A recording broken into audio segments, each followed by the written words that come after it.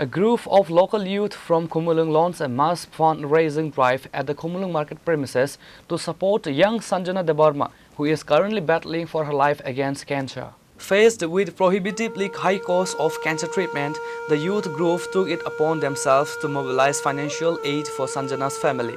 Armed with donation boxes, the volunteers marched through the bustling market area, making passionate appeals to citizens to contribute towards the life-saving medical expenses. The humanitarian initiative received an overwhelming response from the local business community. Market vendors, retail traders, and daily shopkeepers in Khumulwng came forward with cheerful hearts, generously donating to the cause. Even ordinary shoppers and passersby chipped in, showcasing deep empathy for the young patient plight.